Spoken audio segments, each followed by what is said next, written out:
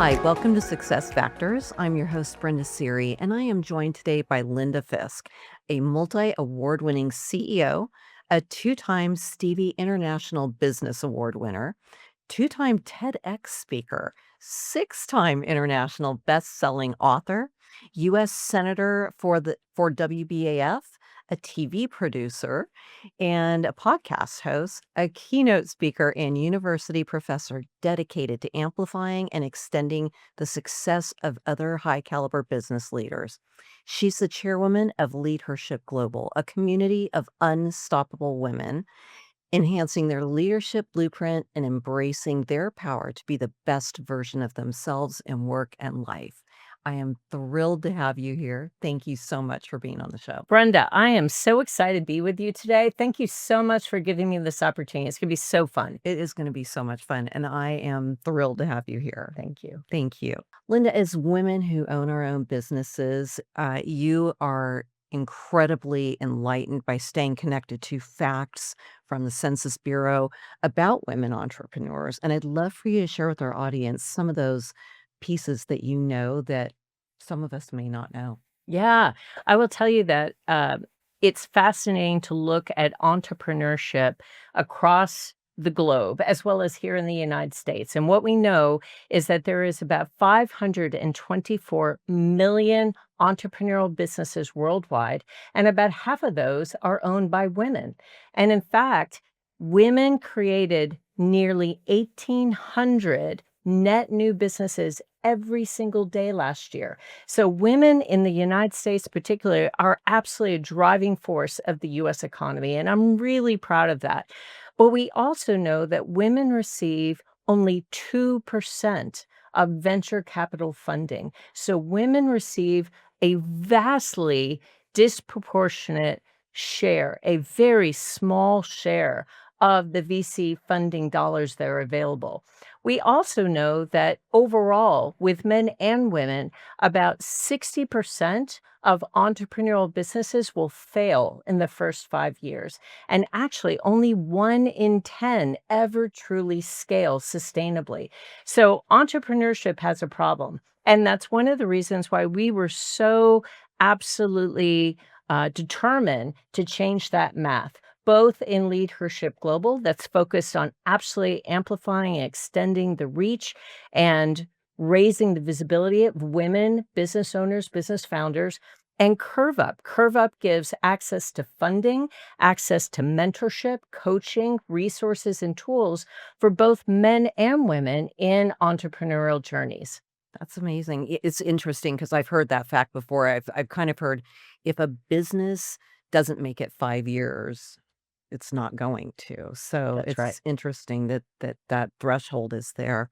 What does the current landscape look like for women entrepreneurs, especially here in the US? Yeah, I would say that again, unfortunately, access to capital is the biggest gating factor to success for women in an entrepreneurial role. So, as a business owner, as a business founder, of course, one of the ways to quickly grow and scale your business is to have access to capital. And unfortunately, women in the United States receive less than 2% of all possible venture capital funding. And if you're a woman of color, it's even worse. It's 0.2% of all VC funding goes to women of color that have their own business, their own enterprise, their own mission, vision, purpose.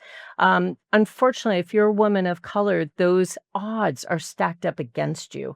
And so, what we're really trying to do, especially in CurveUp, is we have generated a $110 million fund that is earmarked specifically for women entrepreneurs all around the globe. And we want to ensure that women are given sort of an equal playing field in terms of accessing the dollars that are really needed to help them grow and scale their own businesses. I know you've done a lot of research on this, and I'm just curious to know, have you found the why women are just not getting the venture capital funding? Well, there's several different theories about this. I'll give you a couple of the most, I think, widely accepted reasons for this. One is that women are often not truly investor ready. So they have not really understood their financial projections, their 5-year forecast. They haven't done sort of the necessary vetting of their concept for market fit, for capital projections, even for the needs of if they were to receive anywhere from 5,000 to 5 million to $50 million, how would they allocate those funds? What would they do with those funds that would help increase the growth and scale of the business? So I think the very first thing that we as women, business owners and business founders need to do is invest in understanding what it means to be truly investor ready. So someone can say yes to us with no problem and no hesitation. So some of that is about ensuring that your investor pitch deck is absolutely bulletproof. Some of that is making sure that your investor talk track is absolutely coming from a place of confidence and coming from a place of competence. So both of those. The other thing that I would say is that most VC firms don't have women on the board of that VC funding board to make decisions. So, in fact, less than 10% of VC firms actually have women in a decision making role. So, think about that. If you are a woman talking about a particular product or idea or a concept that maybe is uniquely suited to other women, and you're presenting it in front of a board of nothing but men, they may not deeply understand the market as well as you do, the clients as well as you do, the market fit as well as you do. So I think it's also really important for VC firms to have an equal representation of both men and women on that decision making board. Because right now we are very underrepresented when it comes to decision making and the allocation of capital to entrepreneurial ventures. The last thing I would say is that women are often hesitant to ask for help. And I will tell you that this is a place where you need to be bold and you need to be visible and you need to be vocal about what you need in order to be capital ready, investor ready. It may be that you need mentoring, you need coaching, you need the experience and wisdom of those people that have gotten funded so that they can explain to you the process they went to and how many times they were told no till they received that transformational one yes. And so there needs to be an opportunity for women to ask for help Mhm. and for others that have received funding to actually have the room in their schedule to act as a mentor and a coach to women so that they can learn from the lived experience of other women that have received capital. Yeah. I feel like women oftentimes are afraid to ask for help or think that we're not supposed to ask for help, That's right? right. And you're right. Women need to get that courage to say, "Hey, I've got this fantastic product or this great idea and I'd like your help." And I think That's right. oftentimes we just don't. It's really sad when you Yeah. think And about I it. think that's true in terms of confidence. Women need to be confident to ask for help. And I think that they need to have a circle, a community around them, a power tribe around them of other women that have stepped through the fires and have lived the experiences that they're chasing. And so by having a community of people around you that support you, that cheer you on, that champion you, that will deeply invest in your success, that gives you a incredible chance of success where others going it alone, trying to beat the odds by themselves, they are at a disadvantage. But if you're surrounded by other leaders who have walked the path that you're charting, that will give you a disproportionate ability to be successful. Mhm. You're right. You're right 100%. What do you think women can do to ensure success to reach their full potential?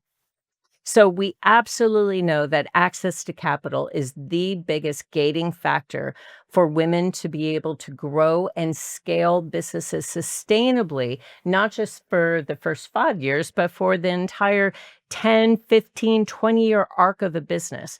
And what we know is that in order to receive capital, you need to be absolutely in command of that business case for your product, your service, and also your future. You need to be absolutely aware of every single risk as well as every single opportunity. And so oftentimes what that means is that we need to put ourselves in a place of being vulnerable Mhm. and asking people to help us understand where we might have blind spots, where we might not be seeing with clarity, what we need to do to be incredibly ready and willing and able to receive the funding should we be given a yes. We need to know exactly how we're going to allocate that funding over time. We need to know, listen, if I'm able to receive $1 million, 22% of it will go towards marketing, 27% of it will go to new hires. And here are the three titles that I'm going to be hiring the first 30 days after receiving this influx of cash. So you need to really be clear about the allocation of the capital and the impact of those decisions. So once you have the architecture, the staff, the organizational structure, the marketing, the sales processes, once all that's in place, how will that boost your profitability? How will that boost your ability to more deeply penetrate your market? What will that do to help you grow and scale your business? You need to absolutely have those answers. And what I would suggest is if those are places where you realize, gosh, I could use an outside third party perspective, then be sure to get connected to a community of other leaders that will partner with you to really explore those questions deeply and prepare you to step in front of those decision makers. It's funny while you were just saying that, I thought about Shark Tank, right? Yes. When people go on Shark Tank and those investors are there ready to invest in their money, those are kind of the very specific things they ask them. Well, what will you do with this money? Who will you hire? And they really make those decisions based on those answers. So what you're saying makes 100% sense. It really does. And I would say that as women, it's so important to be connected to a mentor, a coach, a community, a platform that will help us really tackle those things that maybe we don't really want to spend a lot of time and energy on because it's a what if scenario. If I get funding, then I'll deal with it. Well, if I get in front of the VC board, then I'll be prepared. But really, the best time to prepare is right now. Mhm. Because if you want to be able to be truly investor ready, listen, that may take 12 months. It may take 24 months for you to really come to a position where you are not only able to receive the funding, but you know exactly how to use that funding to have the biggest return on that investment. And honestly, that's what investors are looking for. I need to invest in those businesses that have the best chance for success and have the biggest return on investment. Mhm. So if you're able to really tackle those things right now, even if you're starting out, know what you need in order to grow and scale your business and be surrounded by people that can help you step through that journey. Because again, if you were given the opportunity to step in front of a VC board tomorrow, would you be ready? Would you be ready 12 months from now, 24 months from now? The best time to get started tackling those really difficult questions that we often want to push out is right now, because these are not questions generally that are easily accessible. It's going to take strategy, it's going to take planning, it's going to take preparation. And so rather than putting it off and procrastinating and thinking, well, when I hit this milestone, then I'll begin that hard work. Well, as soon as I hit this timetable, then I'll do the hard work. The best time to start is right now. Yeah, you're right. I was in a meeting recently and I heard a statistic, and they said that women are 3 times more likely to be replaced by AI than men are. Why do you think that is? Wow. Yeah. I didn't realize that. I will say that there's a lot of conversation right now around the kind of roles that are going to be replaced by AI. And I'm guessing that this may be correlated to those jobs that are tend to be employed by women. So if there is a class of jobs or a description of a kind of job, let's say marketing or social media, that tend to attract women, there are more women that are a part of marketing firms or a part of social media firms. And there's a disproportionate population of women in those kinds of roles.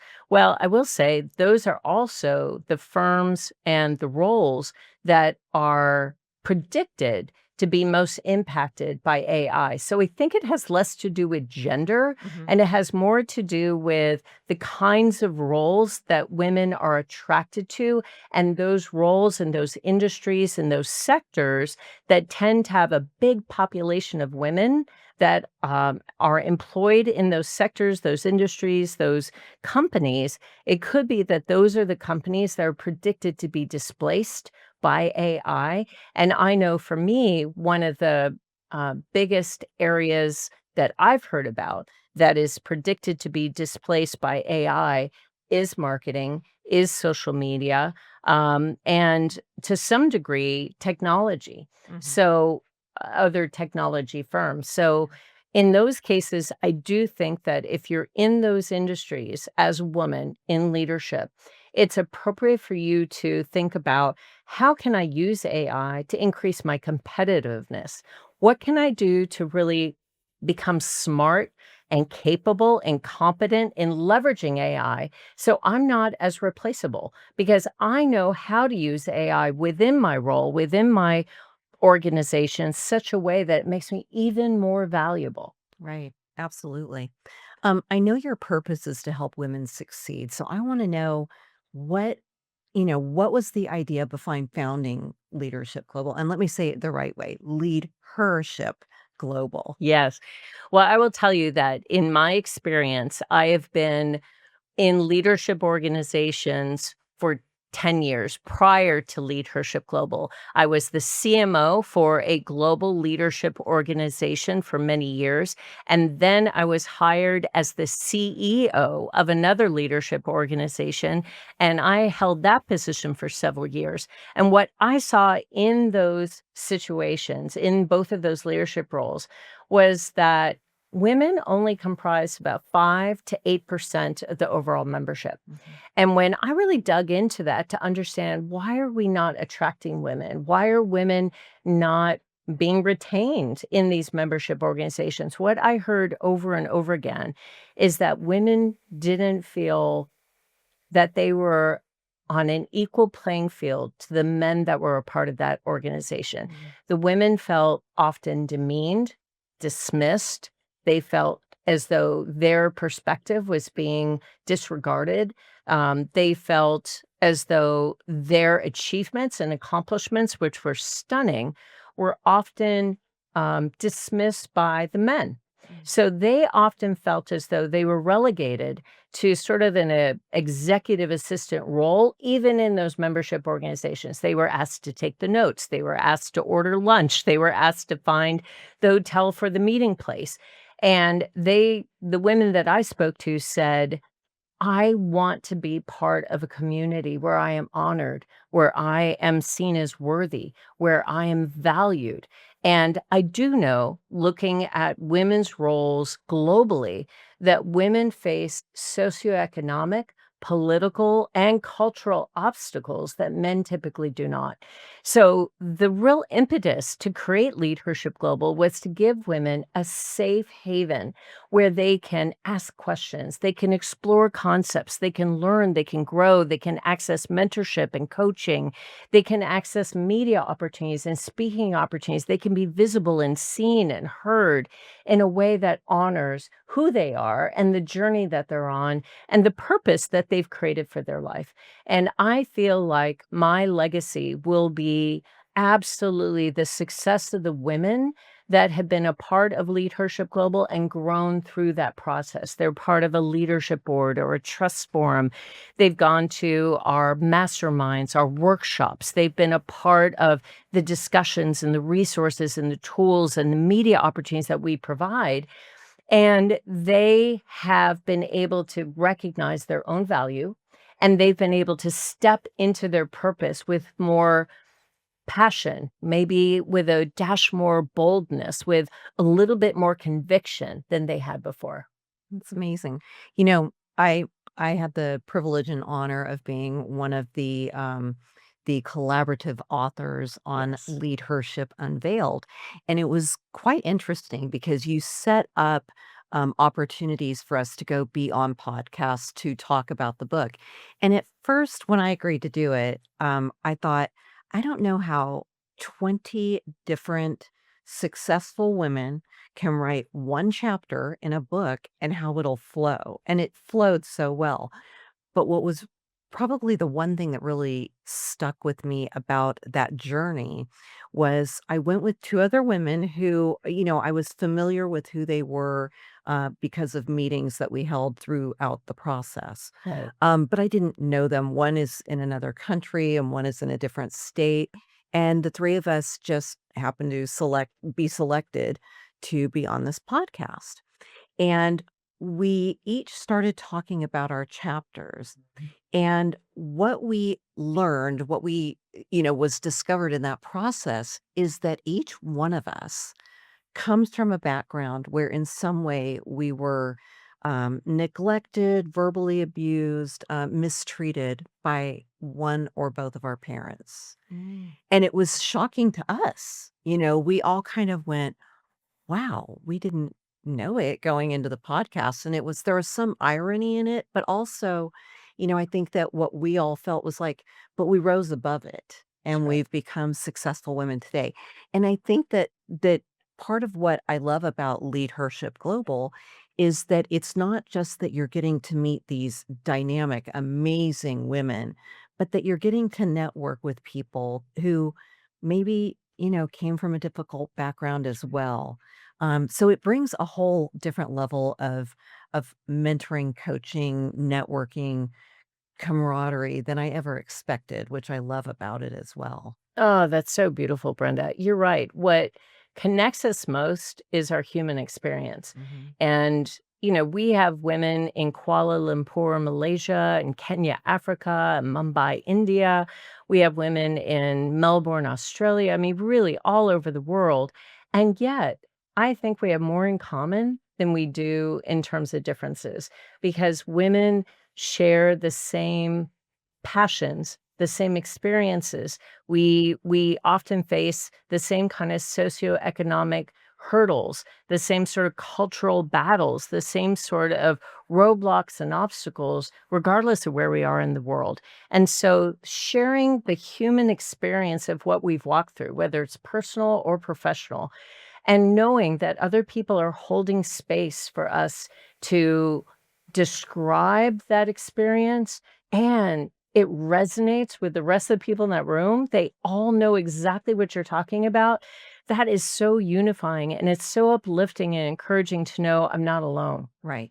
And this really is universal. This is a universal experience. And if it's one like you just described, I mean, it just breaks my heart. But it's helpful to know there's strength in community and there's strength in knowing other women not only understand where you've been because they've been there, but they can help you figure out how to transcend that experience into something greater. Right. Absolutely. If anyone is watching today who wants to know how to become a part of LeadHERship Global, we're going to show a slide up on the screen that's going to have your contact information. I will say I'm very proud to be a part of the organization. I feel like I learned something new about me. I don't just learn something new about other people and about their businesses, but I learn something new about me every time. And it's really made a huge impact on my life. So I'm really happy to be a part of it. And you are so welcome. And I highly encourage any women who are watching today and men as well, because there are opportunities and curve up for men to really contact Linda, reach out to her because she has built something extremely special. Thank you so much, Brenda. And I just want, again, to say how much I appreciate being able to be a part of this platform. And let me also just note that Brenda Siri is not just an incredible business owner, business founder, business leader, but she is one of the most impactful mentors and coaches for other women that you could ever hope for. And she serves that role in LeadHERship Global beautifully. Other women receive inspiration and motivation and clarity and direction from Brenda. And Brenda, I'm so grateful to you for that. Thank you. Oh, thank you so much for your kind words. Thank you for taking time out of your busy schedule to be here with me today. I really appreciate it. You got it. Thank you. Well, that's it for Success Factors. We'll see you next time. Bye.